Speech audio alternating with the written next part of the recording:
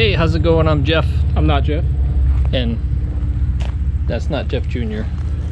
He's represented by the log today. So today we're at Odiorne State Park in Rye, New Hampshire. We're going to take you around, tell you a little bit of the history of the place, and give you a tour. Maybe you'll learn something.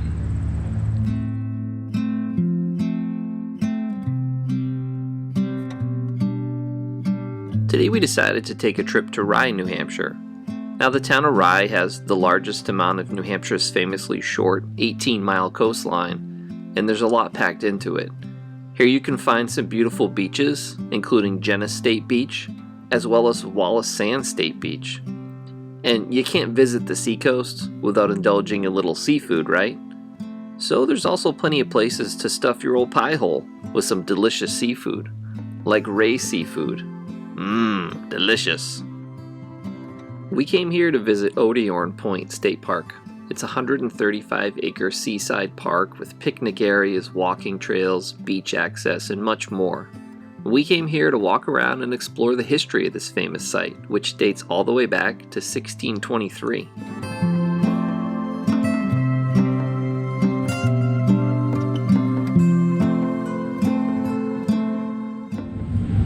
So right now we're sitting in front of this monument that was put up in 1899 to commemorate basically the first settlement here in New Hampshire at Odiorne. So even though his name's not on it, David Thompson was actually the first Englishman to lay down roots and settle here in New Hampshire.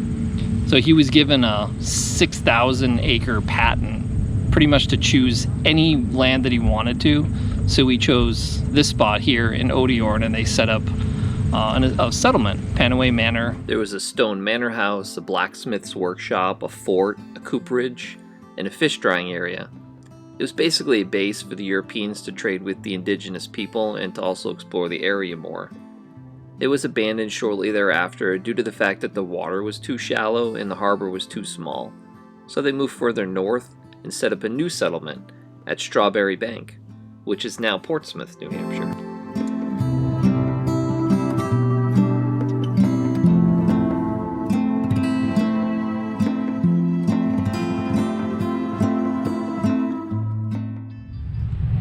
So also here, if you come to Odiorne, make sure you come across the street directly behind the park office and the barn here. So there's a little path in between the house and the barn.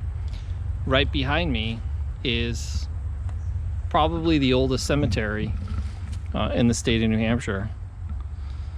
So you can see members of the Odiorne family are buried here, and quite possibly some of the early settlers that didn't make it.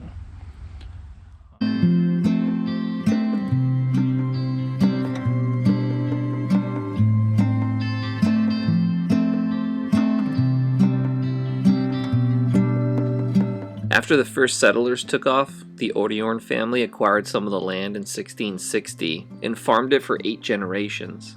That's almost 300 years. And then a resort hotel called the Sagamore House was constructed on Frost Point, but it burned down in 1872. And then in the early 20th century, some of the farmland was sold off and 7 elaborate estates were constructed. Now only 2 of these houses remain. One is part of the Seacoast Science Center, and the other is the Odiorne House.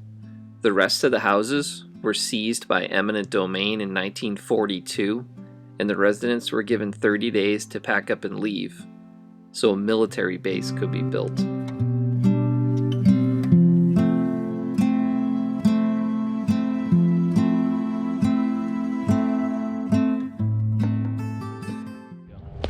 So sometime in the late 19th century, early 20th century, a lot of this land was sold off and these elaborate estates were built on the property. So you can still see some of what's left of these buildings, because when the government came in and built Fort Dearborn, they pretty much leveled everything, but a few things do still remain here, like this fountain. So this thing is pretty massive. You can take a look at it. And it's just weird that it's kind of just sitting out here in the middle of the woods.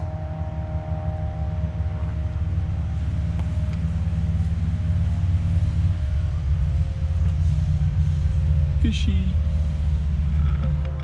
Fort Dearborn was constructed to defend Portsmouth Harbor and the nearby naval yard. 3 mounds were constructed to house massive guns. Battery 204 had 2 6-inch guns mounted on either side of it. They could fire 105-pound shells up to 15 miles at a rate of 5 rounds per minute. The other bunker, Battery Seamen, housed 2 16-inch guns, which fired 2,000-pound projectiles. Some of these are on display right at the entrance to the park.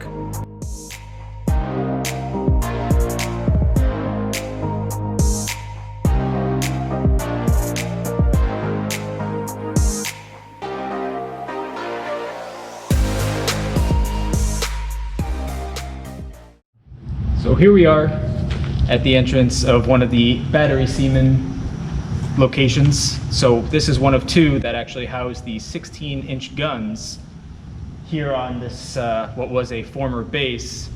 They were used primarily to protect the harbor against Nazi U-boats. Fortunately, they were never actually needed. The guns were only tested once, which actually blew out the windows of all the nearby buildings. So essentially this started construction in 1941 and was officially named a surplus in 1959. So you actually used to be able to go inside here for a while, but now they've put up these massive rocks right here.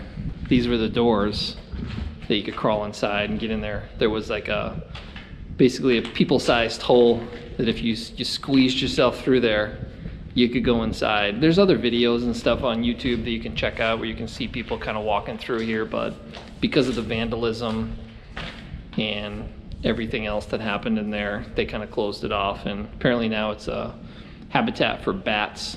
So maybe you don't want to go in there now. I don't know. So there is a path that you can go on top of these bunkers, but that's too easy.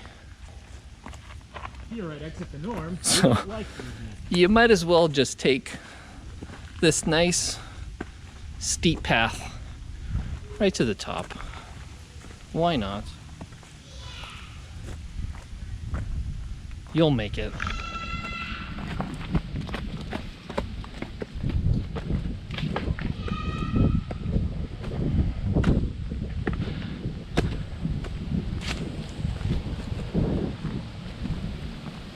And now we're on top of the Battery Seamen. Giggity. Giggity.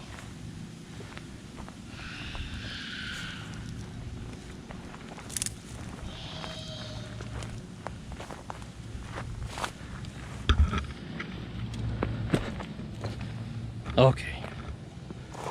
Now we made it. Let me inch out to the edge so you can see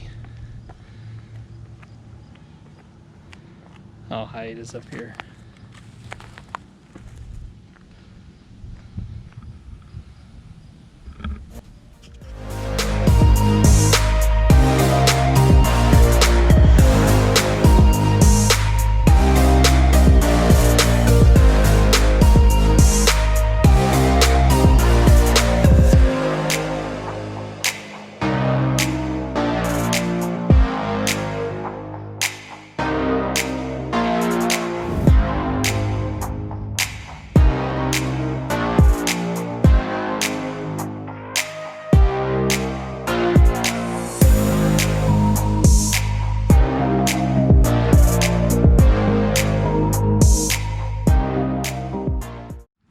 Here's one of the few things that you can actually still go inside here. It's probably super dark, but I don't know, old guardhouse or something. That light doesn't do anything.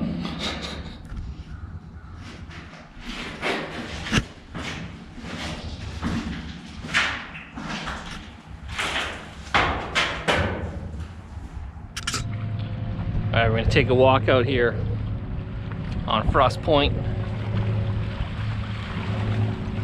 So you can get a look out here at the water.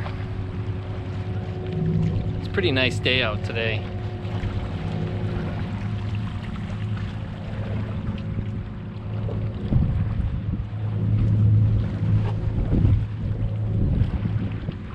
So we're gonna walk all the way down to the end here, Frost Point. Try not to fall.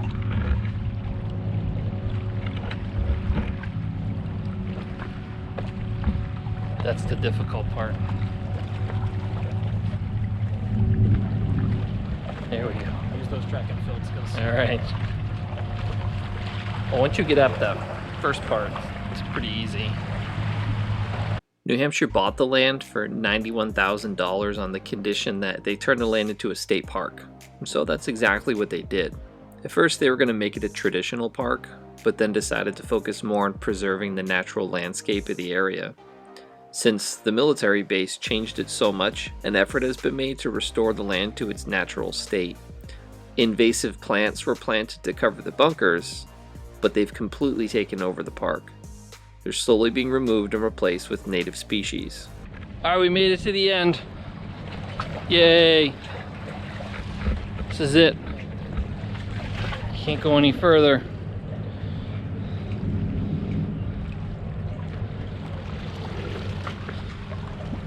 And you can maybe see off in the distance there what's left of Fort Stark.